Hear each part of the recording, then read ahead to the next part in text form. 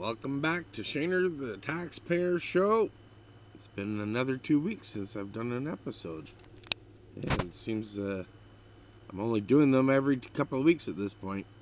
Sorry if anybody's missing it, but I don't think people are really missing me that much. Just been a lot on the go, keeping busy, lots of stuff to do, just like everybody else. Got a property to take care of, and I move slow because I have so much problems with every inch of my body. Anyways, you're wondering why I'm dressed in the way I am. Well, it's bloody cold up here. I've had the air conditioning running, and well, it dropped down to 15 degrees overnight, but it's going to be like 35 this afternoon, so suck it up, buttercup. I'm cold and I'm not turning it off. So there you go. Anyways, so I appreciate everybody that does tune in, and appreciate the support. I assume people are watching. I haven't even checked the analytics lately. People at least click on this, so that's good. So I've got a backlog of stuff that I've been saving that I don't even remember what I have. Real professional. But I'm going to start off saying I'm sick to death. And this is being said on every conservative podcast. Like, enough of all this Trump derangement syndrome stuff. If every Canadian spent as much time criticizing or focusing on our own government and how it runs and how our money is spent, instead of focusing on Trump all the bloody time, imagine what we might be able to accomplish in this country. I mean, I'm not a Trump supporter. I can't stand the guy. But not everything that's wrong with Canada is Trump's fault.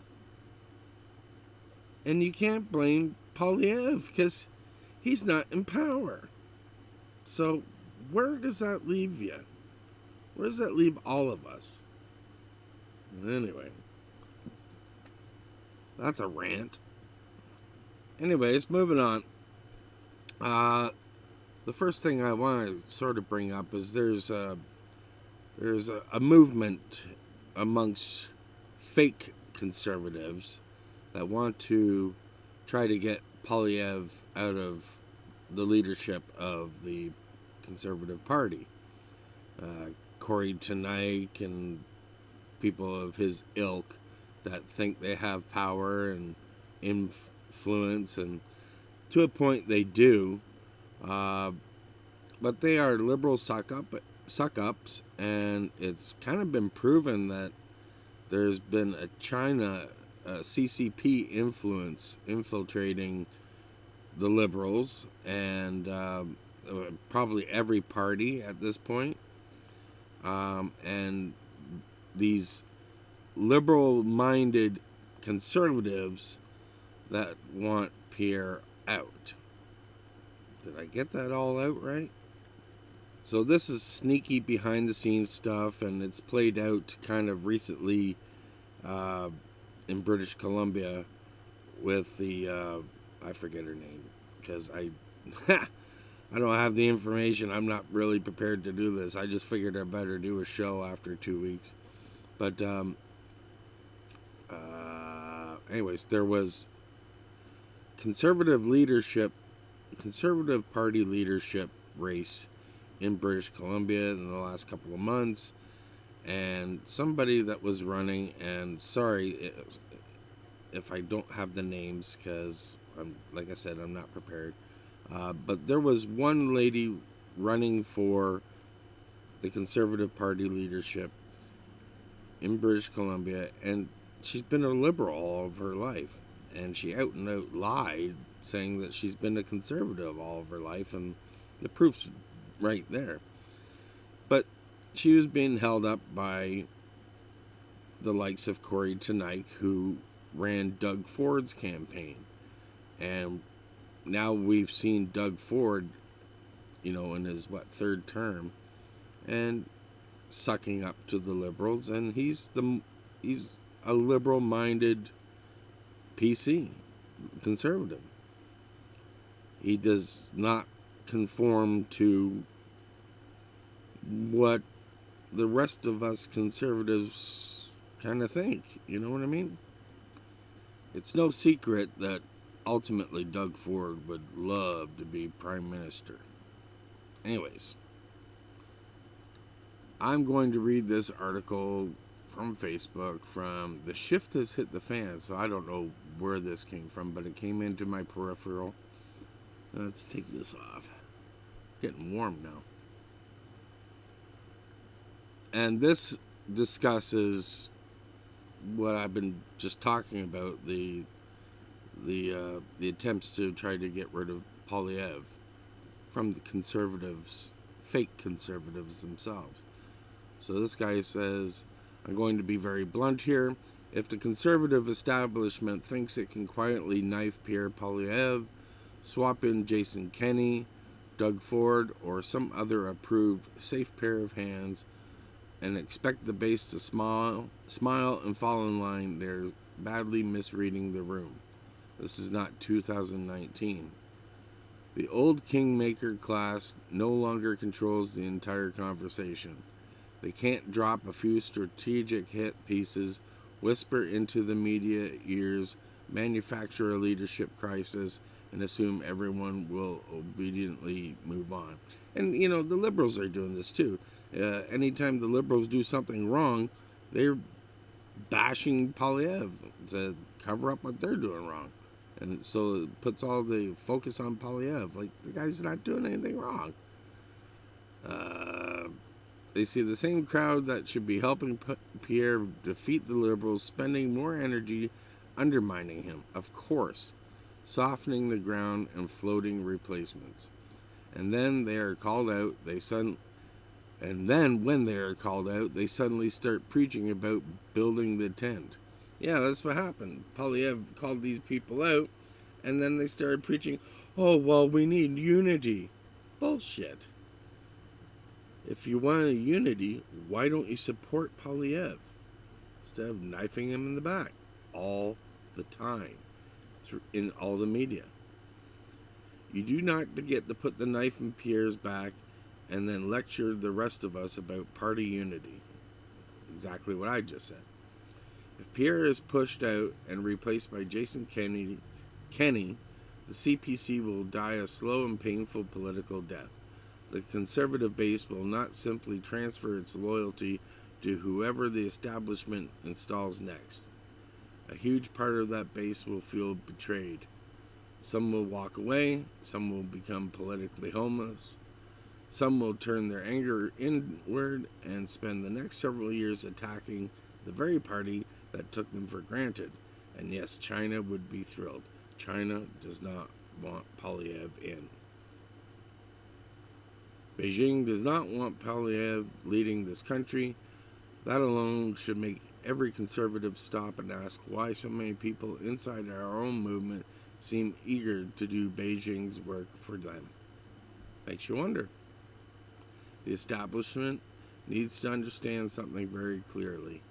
Pierre is not Andrew Scheer. The base is not asleep. The media no longer has a monopoly on shaping the story. So consider this a warning shot. Back Pierre. Help him win. Or keep playing the games and find out how little remains of the conservative coalition once people holding it together decide they've had enough. Because if you think replacing Pierre will calm the party down, you have absolutely no idea what is coming. Destruction to the party. And liberals forever. And communism. You're already seeing it. And you're already losing your freedoms. And you don't even know it. They just removed more religious rights from the military. They've made it illegal to cite the Bible at anybody, which, by the way, I'm going to start doing more of my Bible podcasts, my devotionals, and film them and say stick it to the liberals, because you're not going to stop me. So you can't use the banning the Bible, banning Scripture, and then they're going to spy on you. The government is forcing the Apple and all the other companies to spy on you on your phone, your webcams, everything that's Microsoft, everything. All the things that you think were already built in there and weren't, the government of Canada wants to be put in there. Backdoor traps. Now, I'm not doing anything wrong, so whatever. But the fact that they can spy on you without a court order or anything like that, that's spooky. Alright, let's take a little break. Swig of coffee for my fellow hard-working Canadians out there. God bless you all. Moving on, I thought this was funny. If it offends you, it offends you. Breaking. The Trump administration has been put on notice. If they don't repeal the tariffs, Canada will launch Kotex 6 rockets to Florida and absorb all the water out of the pool at Mar-a-Lago.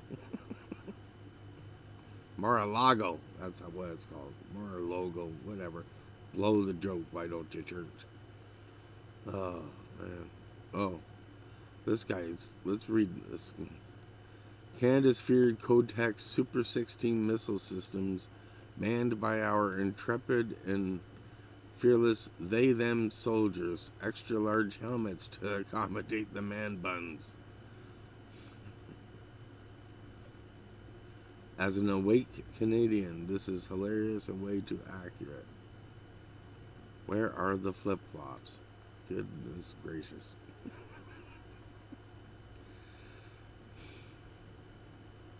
People sit at home and create this stuff. Anyways, moving forward. Next, this is from Jasmine Lane. I forgot what she wrote here, so let's look here. It's super weird and kind of creepy to me that obsessive nature of Canadians injecting Trump as an insult in every conversation, like 93% sure it's worse than Democrats in America. How about you start holding your own government to the same level of scrutiny? What a real patriot. That's what a real patriot would do. Well, that's kind of what I was saying earlier. Just imagine. Just imagine. Yes, this is what I was trying to get at a few minutes ago. Ottawa bans the word God from the Canadian Armed Forces. Are you serious?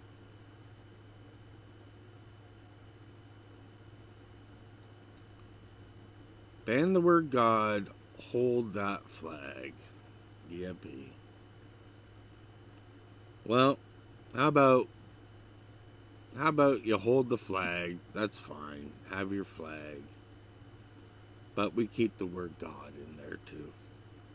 How about that? I also read that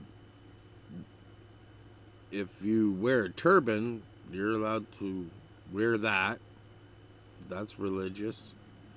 If you, what the hell's the thing that the Jews wear? Yarmulke? Is it yarmulke? You're allowed to wear that. That's religious.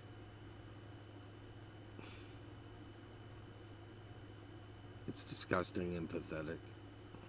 It really is. This is your government, folks. So it's stuff like that that kind of pisses me off a lot, and that's kind of why I'm not doing the shows as much, because like it just makes my blood boil. I feel like I'm gonna have a heart attack, and then I start swearing and getting angry, and it's just, I'm talking to myself here, so I'm doing it to myself, and then I look like an idiot, ranting and raving here.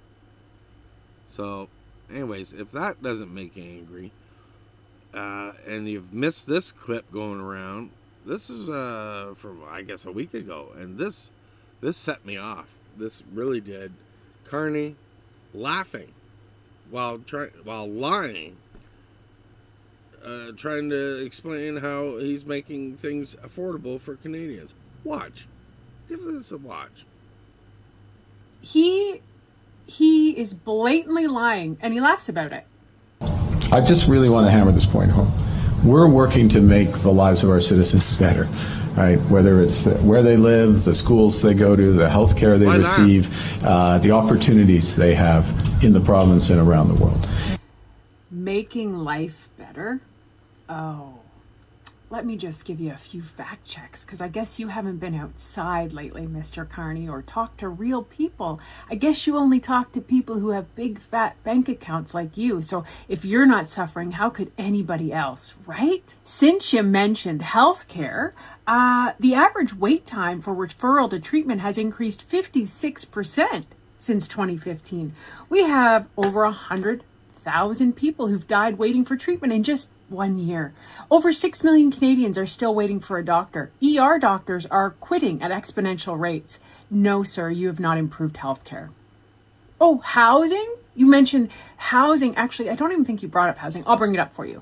It's increased 70 to 80% since 2015. Let's go. The cost now for the average Canadian of housing, food, and clothing combined is 36% of their income. Yes, the taxes today for folks is 42.3% of the family income, and yet all the services those taxes pay for have gotten worse, including education, which you referenced, which also isn't federal jurisdiction. But according to that, 15-year-olds recorded their lowest ever PISA scores in math and reading in 2022. Oh, and child poverty? Yeah. So 1 in 3 users of the historical food bank usage that we have in this country under your Liberal government, those are children. And we have let me just check this again here, double the level of child poverty in Canada than we did in 2020. And let's go into some public safety. Oh, okay, let's see. We've got extortion is up 297%. Hate crimes are up 246%. Anti-Semitic crimes are up 343%. Sexual assaults are up 74%. The average tax bill, which we already talked about, groceries are up 27%.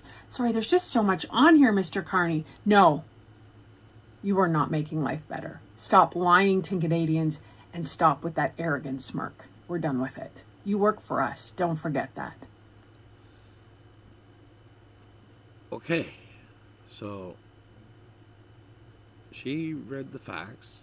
That's from Stats Canada. And if you don't believe it, you can look it up yourself. I think I want to play the beginning of this again, just so we're clear on his little laughter smirk lie. He is blatantly lying, and he laughs about it. I just really want to hammer this point home. We're working to make the lives of our citizens better, right? Whether it's where they live, the schools they go to, the health care they receive, the man can't even keep a straight freaking face while he's saying it. How pathetic is that? What's the joke? Okay. If you vote Liberal, do you find that funny? If you're NDP, do you find that funny? Probably not. So, what's the joke? The joke's on us.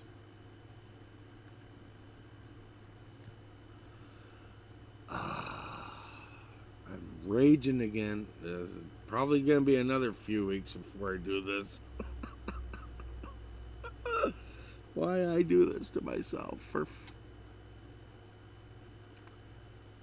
man. All right. Swig of coffee. This was disturbing. Quebec man charged with setting bushfires in northern Ontario. A 27-year-old man from Sutton, Quebec, has been charged after police investigated a series of bushfires this week in northern Ontario community of Huron Shores. The local fire department responded July 28th to multiple reports of suspicious fires along Melwell Road, west of the town of Iron Bridge. Ontario Provincial Police said in the news release July 29th. Police and fire responded to 10 small bushfires around 5:30 p.m. 10 that had been deliberately set on both the east and west sides of Melwell Road. But it's climate change causing the fires. So, yes, there's climate change. Yes, we don't do enough to take care of the forestry so that whatever they do, cutting down the old wood, they actually just did at my house here 2 weeks ago. They cut down, the township cut down 4 dead trees. So, you don't want that going up in a fire and burning down the neighborhood. So that's the kind of things that need to happen across the country. And, what did Carney and the Liberals do? They cut half of the staff. That's weird. When we need it the most, it's been out of control for years now. At least the last, 4 or 5 years, things have gotten worse. So is that climate control? Or is it these crazy people setting the fires all over the place? Like, the fact that, when we had all the big smoke come, close to 200 fires started just like that. All of a sudden, yes, I can see some fires starting from storms and lightning and stuff like that. But 200 or whatever it was, 180, whatever. But let's just say 200 in northern Ontario just magically all start at the same time. Here they just found 10 of them with one guy.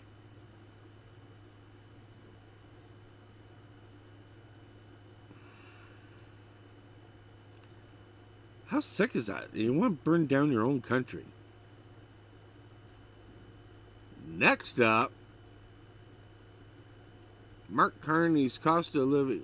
Okay, let's read the whole thing. While hard-working families in Middlesex, I'd hate to live there and have to say the word Middlesex. Middlesex, London, skip meals and stretch every dollar under Mark Carney's cost of living crisis. The Liberals blew $130 million of your tax dollars on free motorbikes for Ghana. Only they overpaid and forgot the spare parts and the fuel needed to keep them functional. Now those bikes are rusting and useless. A perfect reflection of the Liberal waste, incompetence, and failure that greenlit this botch up in the first place. $130 million of our money going to motorbikes for Ghana.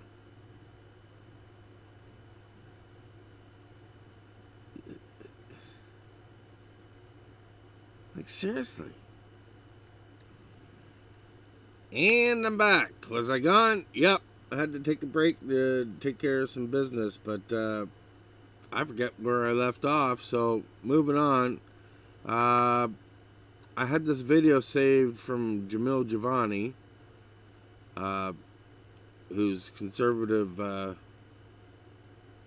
Sorry, I just blanked out there.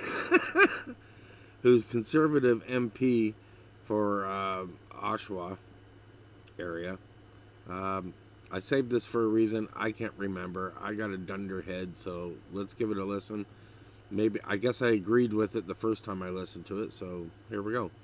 Doug Ford are at it again. These guys are doing political deals to help each other out, and they're using your tax dollars to pay for it. Now, we got just the latest example of this today, because we learned that Carney and Ford had some kind of informal agreement as it relates to the Alto train and Billy Bishop Airport. And it's all politics. Ford promised that he would not talk about how the Alto train is a huge waste of $90 billion of taxpayer money. And Carney promised that he would have the Billy Bishop expansion in downtown Toronto approved by the federal government. Well, Carney did what Liberals tend to do, and he broke his promise. So now the airport expansion is off, and I guess the deal is off because these details are now coming to light. So, I mean, at this point, like, how do you believe anything these guys are saying? It's obvious that they are looking out for themselves. They're not looking out for you. And it's also obvious that they will just say and do whatever it takes to have political power. They don't really care that under their watch, your quality of life is going down while your tax bill is going up. So, you know, I mean, the media should want to talk about this. There's been some reporting on it. I would love to say that Carney and Ford will be forced to answer questions about this every day, but I'm not expecting that because there are not a lot of truth tellers in Canadian media, just like there are not a lot of truth tellers in Canadian politics. So, you know, and for me, that's the biggest thing about this, is like, we need more truth tellers. We need more real people in politics. We need more authenticity. You know, you can agree with me or disagree with me on many things, but what I hope we can all agree on is that we need and deserve better leaders in this country. And we don't need more schemers in charge, like Ford or like Carney. Well, he's not wrong. Yeah, I really wasn't paying a whole lot of attention to the whole thing, but I know that the Billy Bishop thing got canceled, and Ford was really pissed off about that. And I guess there's a need for it, right? So, you know, I don't know what's come of it since. I'm really staying out of the news because it's just wonderful to do once in a while. It really is. Because as you've seen earlier in this episode, my blood was just boiling, and you know, I won't get into what all I was doing, but I did sit outside for a while in between doing this. Just a half hour, just sitting at the patio, just enjoying the nature and just not thinking, you know. It's nice. Oh dear, this just come up. Rest in peace, Lloyd Robertson. Wow. Rest in peace, sir. Moving forward, Liberals block bridge accountability. So today, this is back on July 29th, so I guess, 5 days ago. Today, the Liberal MPs voted to adjourn a meeting of the Standing Committee on Government Operations and Estimates. That's a mouthful. Blocking an investigation into the new agreement on the GORDY HOWE International Bridge. After countless threats and illegal tariffs from President Donald Trump, Canadians are right to be dismayed by the Liberal government's concessions.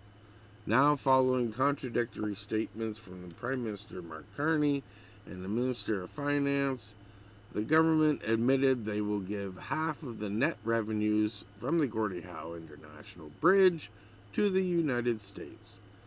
The bridge was paid for entirely by the Canadian side, and the previous deal, negotiated under Harper, rightly saw Canada keep all the revenues until the cost of construction was recouped. Canadians have a right to know why and how this change occurred and where the American share of the revenues will be going. A critical question, as billionaire and GOP megadonor Matthew Maroon, I would not want that name, that's too close to moron, owns the competing Ambassador Bridge. Today, Liberals had a chance to stand on the side of transparency, easy for me to say, and seek answers for Parliament and public. Instead, they decided to be useful votes for the Prime Minister. Shutting down a study won't make these problems disappear.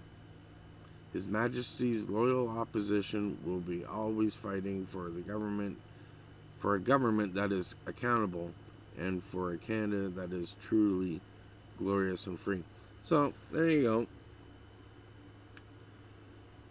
go. Let's read some of his comments here.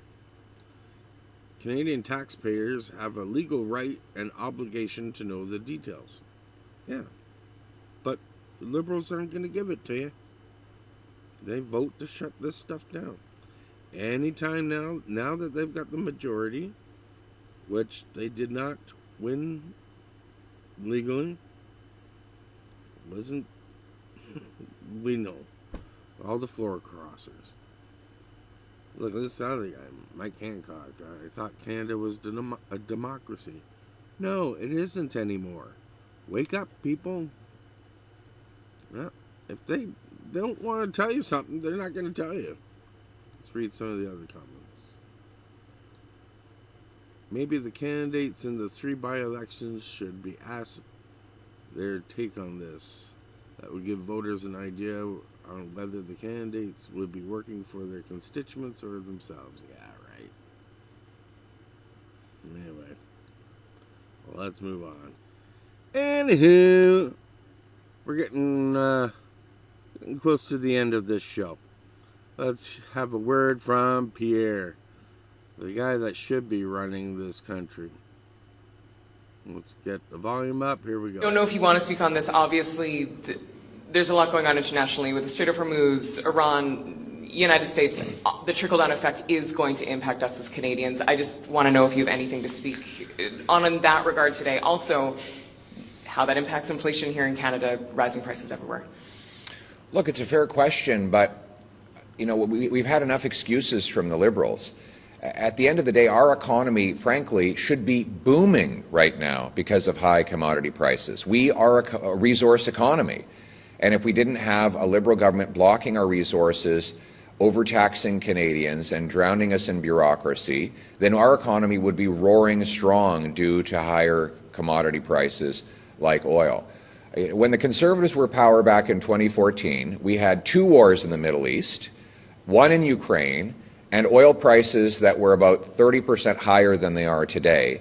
And we were able to afford, Canadians were able to afford a good life, and we were not in a recession. So it's time for Mark Carney to stop making excuses for the fact that he has created the only recession in the G7, the only food price inflation that is this high in the G7. If it were really global factors, then why is it that no other G7 country is in recession, no other G7 country is paying the food inflation that Canadians are forced to pay?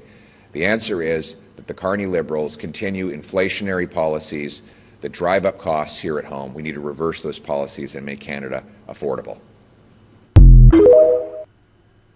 Well, I don't know about you, but sounds logical to me. Right? If you disagree with anything on this show, leave a comment. Tell me how this is wrong. Tell me how this is all Trump's fault, basically, right? And we're back.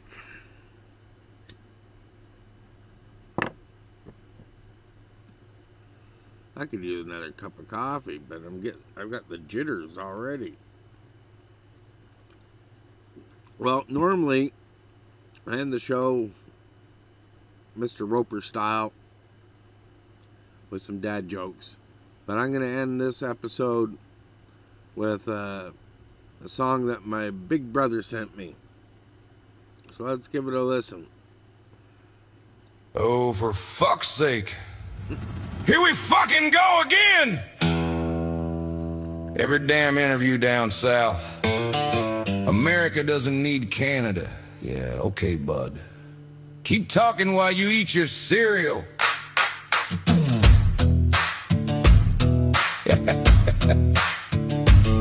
You keep saying we don't matter, like we're snow beside the road.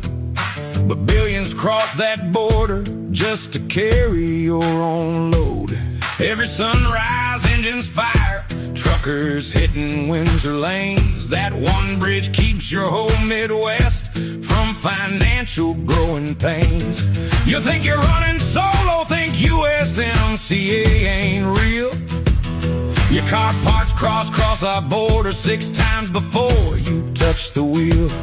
Yeah, bullshit gets applause, and the truth don't always rhyme. But a repeating one dumb sentence don't rewrite real life this time. Hey, hey, hey! You keep saying America don't need Canada. Hell, that's a funny-ass line. But neighbors built this whole damn system, one truck part shipment at a time. Tariffs are just a tax on your own buyers. They hit your families first. Your own companies pay the import duty, man. Your math is the fucking worst. Look at the beef, the wheat, the bacon, crossing borders back and forth. You buy our cattle for your burgers, we buy your fruit up in the north. If you block our greenhouse, veggies, grocery bills shoot through the roof. You can't feed a country on angry speeches, check the supermarket for proof. You wanna switch off our pipelines, turn off the hydro flowing through, but you're 30% dependent on us just to keep the lights on for you. You keep saying America don't need Canada. Hell, that's a funny-ass line. But neighbors built this whole damn system, one truck part shipment at a time. Tariffs are just a tax on your own buyers. They hit your families first. Your own companies pay the import duty, man. Your math is the fucking worst. Well, there you go. That's how we end. I didn't swear. Well, I actually did. I did it a couple of times. I'm still working on that one. But, you know, when I sit here all day long by myself, I don't swear unless I stub my toe or something. But, which I do a lot. It's amazing how much I really do stub my toes. Especially the baby toe. It's just a reminder, put shit away, right? But, I don't know. I just got lost on what the hell I was talking about. Swearing, yeah. Well, I'm still working on that one. But anyways, yeah, like I don't swear until I get on this thing and start getting all mad again. Anyways, hope you enjoyed the show today. I did. Hope you learned something. I did. Please hit like, subscribe, tell a friend. Leave a comment. Tell me what you think, what you like, what you don't like, and all that stuff. Anyways, thanks again for watching. Thanks for spending time with me. Take care of yourselves. Take care of each other. And God bless.